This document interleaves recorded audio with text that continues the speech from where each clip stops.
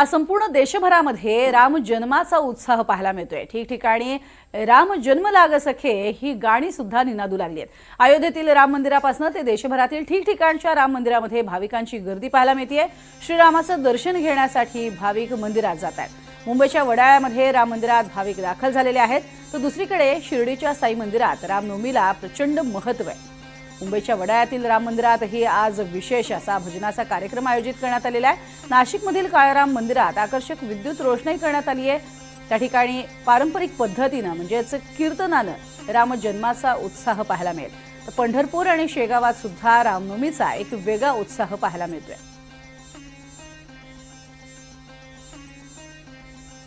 विदर्भाची प्रति पंढरपूर म्हणून ओळख असलेल्या संतनगरी शेगाव इथे श्रीरामनवमी उत्सव मोठ्या उत्साहात साजरा करण्यात येतोय। सकाळी 7 वाजता नित्यक्रमाच्या श्रींच्या आरतीने या उत्सवाची सुरुवात झाली। मोठ्या संख्येने राज्यातील भाविक हे शेगावात दाखल झालेले। दिवसभर वेगवेगळ्या आध्यात्मिक कार्यक्रमांचे आयोजन करण्यात आले।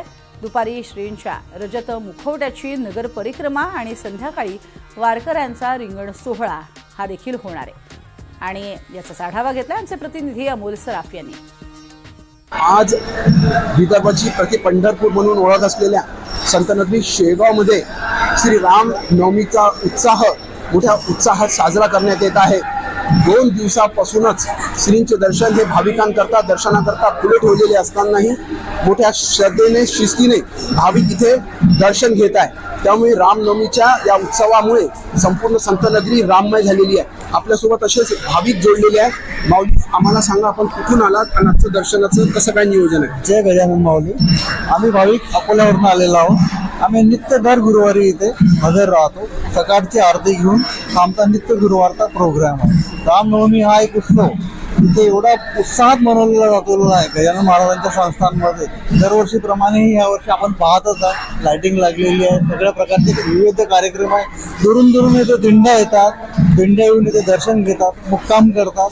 व्यवस्थितरित्या इथे कार्यक्रम हा 8 दिवसाचा कार्यक्रम आपण पाहत आहे इथे। तर एकंदरीत आपण पाहू शकता की आज दिवसभर अत्यंत आध्यात्मिक धार्मिक कार्यक्रम इथे पार पडणार आहे। आरती सुरू आहे सध्या इथे, त्याचे थेट दृश्य आपण पाहू शकून राहिले आहे। आणि एकंदरीत आज 10 वाजता या यागाची पूर्णाहुती इथे होणार आहे। त्यानंतर दुपारी श्रींच्या रजत मुखवट्याचं नगर परिक्रमा निघणार आहे, ज्याची प्रतीक्षा संपूर्ण राज्याच्या इथे आलेल्या भाविकांना असतात। आणि एकंदरीत आज संपूर्ण संतनगरी गणगण गणात बोटेच्या गजरासोबत राममय देखील इथे झाल्याचं आपल्याला चित्र दिसत आहे। अमोल सराफ, MT मराठी, बुलढाणा, शेगाव।